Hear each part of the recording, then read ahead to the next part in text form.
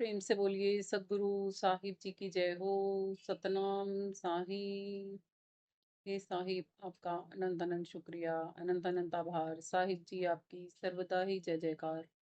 आदरणीय सर्व संतों की जय हो। उपस्थित आदर के योग्य सभी जीवात्माओं को मेरा नमन। सतनाम साहिब। जब गर्भ से बच्चा बाहर आता है तो मुट्ठियां कस के क्यों बंद की होता है? वो अपनी मिट्टी में अपने जीवन ही लेके आता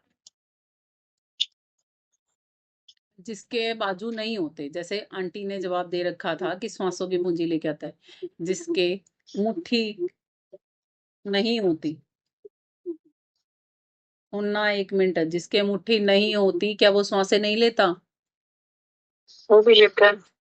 ये मुट्ठी किस चीज का प्रतीक है? उस गर्भ में से निकलने वाले बच्चे के लिए ये मुट्ठी किस चीज का प्रतीक है? क्या डेडिकेट करती हैं ये मुट्ठियां? क्यों हर एक बंदे की, हर एक बच्चे की बंद होती हैं? जितने भी गर्भ से बच्चे पैदा होते हैं सबकी मुट्ठियां बंद होती हैं, किसी के ऐसे खुले नहीं होते हाथ। क्यों?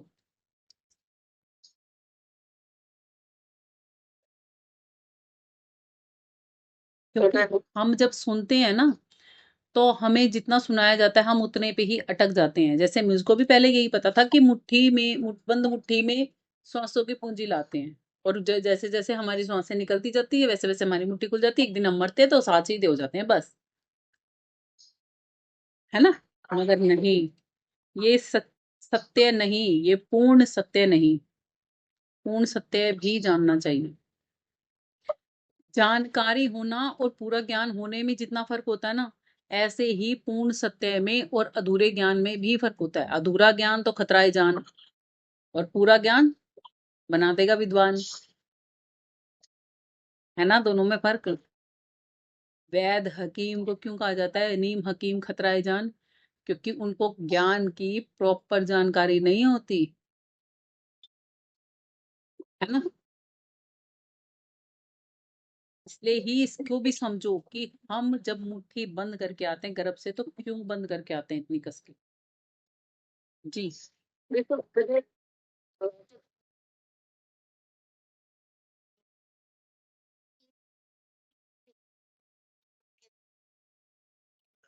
इसका मतलब मुट्ठी तो सबके होगी ही नहीं। तो मुट्ठी में हम सांसों की पूंजी लेके आते हैं और जाते वक्त खत्म करके हाथ उगाड़ के चले जाते हैं। होगी दूसरी ही बात से ये मतलब नहीं है। यहाँ पे समझो बात कि गर्भ तो में से जब बच्चा आया है तो मुट्ठी बंद है, तो उसकी श्वास हम नाक से क्यों ले रहे हैं? मुट्ठी से श्वास लेंगे फिर तो। दूसरी बात ये भी है कि ये पांचों तत्वों का भी प्रतीक है। हमारे पांचों तत्व हैं। पांचों तत्व इकट्ठे होकर हमारा शरीर बना है, तो पांचों तत्वों का भी एक साइंटिफिक बात भी है मुट्ठी बंद होने के बीच में। क्योंकि बच्चा जो होता है एक झिल्ली के अंदर होता है। वो झिल्ली अगर उसमें जरा सा भी खरोंच आ गई तो बच्चा मर जाएगा। तो ये मुट्ठी बंद होने के कारण उसके नाखून नहीं लगते। नाखून नहीं लगेंगे तो वो पैरों बचाव में रहता है। नाखून नहीं होते? पैरों के नाखून होते हैं लेकिन वो ऐसे मुड़े होते हैं, सीधे नहीं होते। चलो समझे? ठीक है। और किसी ने आंसर देना? हम स्पिरिचुअलिटी से जोड़ के ही इस बात को लेंगे। अभी किसी और ने आंसर देना है, यस और नो? नहीं? चलो अब सुनते हैं कि वो मुट्ठी बंद बच्चे की क्यों होती है। जैसे आंटी ने बताया ये बातें भी कहीं ना कहीं सही हैं, मगर अभी भी पूरी नहीं हुई है। देखो, जब हम अपने ही संसार में एक माँ प्रेग्नेंट होती है तो उसको क्या बोलते हैं कि बेटा गर्म ठंडा नहीं खाना ज्यादा ज्यादा, बच्चे को लगता है।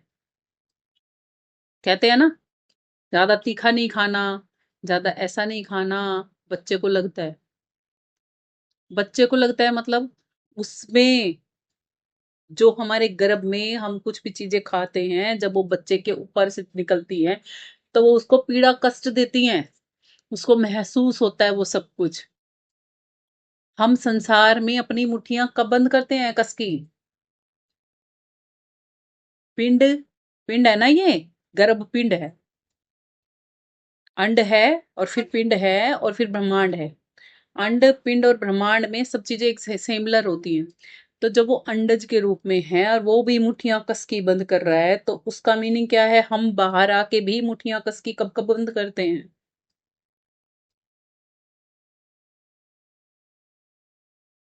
किसी पर गुस्सा आता है तब हमारी मुट्ठियां कस की बंद होती हैं।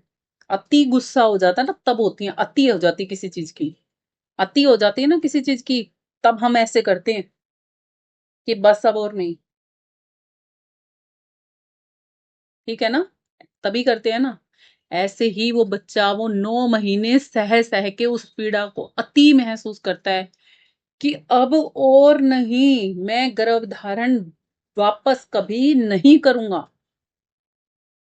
विल पावर लेके आता है वो अपने अंदर, उस गर्भ में से बाहर निकलने का पुरजोर क्या बच्चा प्रयास नहीं करता कि अब बाहर आ जाऊंगा ना, तो फिर वापस नहीं जाऊंगा। उसी में ही हम कहते हैं, हम खुदा से भी वादा करते हैं कि इस बार मालिक मेरी मदद कर दे, बाहर निकाल दे, तुझे याद रखूंगा, तुझे नहीं भूलूंगा, वापस से यहां नहीं आऊंगा चाहे कुछ हो जाए। हमारी जो विल पावर होती है ना, वो जताती है इन मुठ्ठियों को।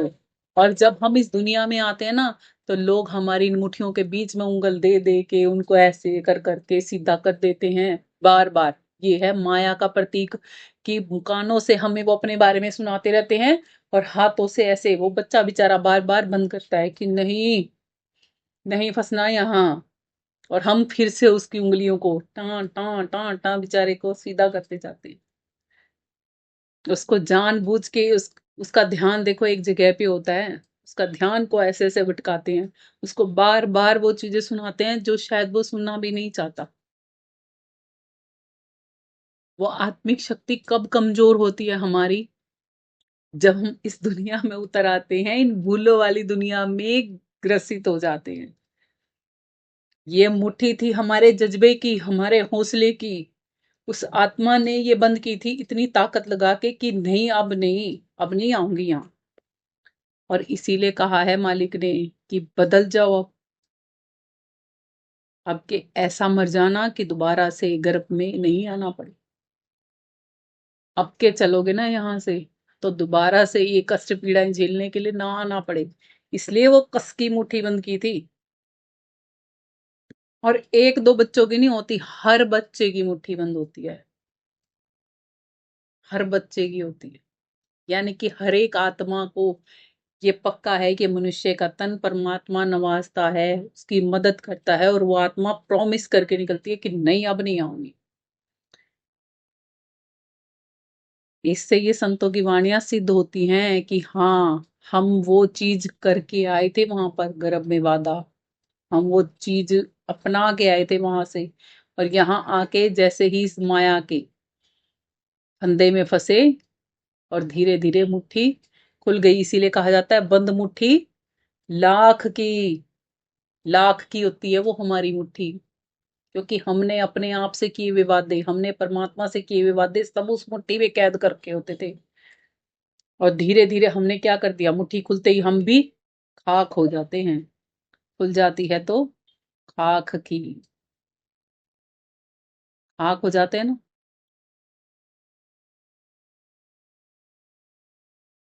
देखो कहाँ जुड़ती है।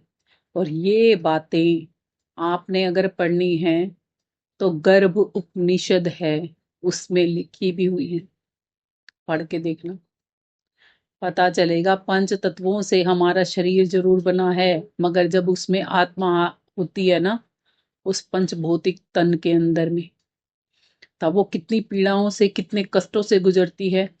एक तो गर्भ के अंदर, ऊपर से उस तन की खोल के अंदर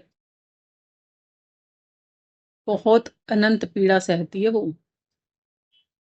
तब वो मालिक से वादा करती है, खुद से वादा करती है कि अब नहीं, बस अब हो लिया जितना होना था। मगर जैसे ही वो यहाँ आती है ना, कभी देखो छोटे बच्चे को कैसे एक जगह पर देखते होते हैं, छोटे छोटे से बच्चे नहीं देखते होते क्या? हम उनको करते हैं है ना, ऐसे कर करके हम ध्यान भटकाते हैं ना। देख बेटा, बोल मम्मी, बोल नानी, बोल मौसी, बोल बुआ, है ना। उसके मुंह में जो ये शब्द हैं हम ठूसते हैं।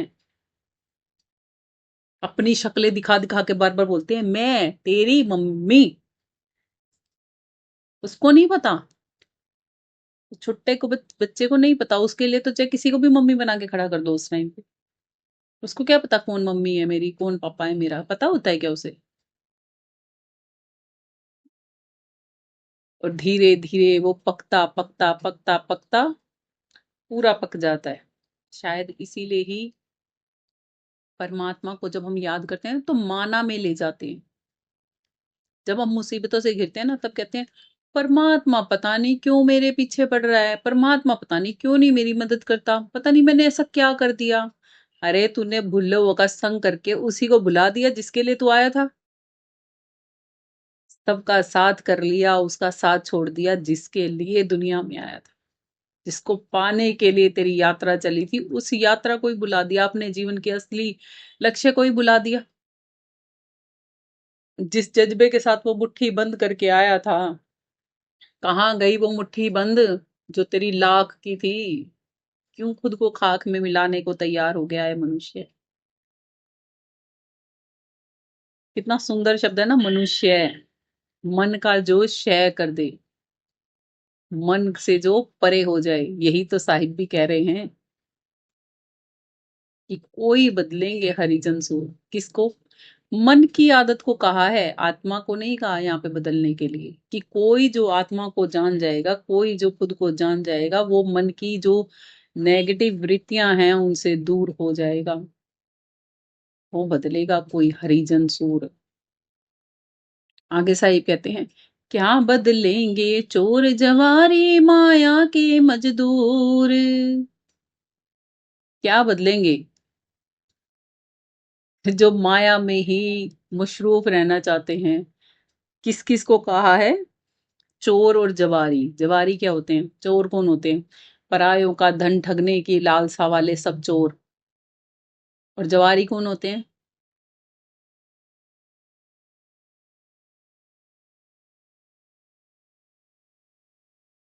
तो वो खेलते हैं दीदी जो ताश के जुआ होता है ना, जैसे पैसे जुआ जो हारना, वो खेलते पत्तियां हैं कैसे लगाते हैं उसमें उसपे। भी क्या है, वो भी क्या चाहते हैं? पैसा बनाना ही चाहते हैं, यानी कि माया माया माया माया, बस और कुछ नहीं। है ना? और लोग तो ऐसे भी बोलते हैं पहला सुख निरोगी काया, दूसरा सुख हो घर में माया। प्रभु का नाम किसी को याद नहीं आया, इसीलिए 84 में धक्का खाया।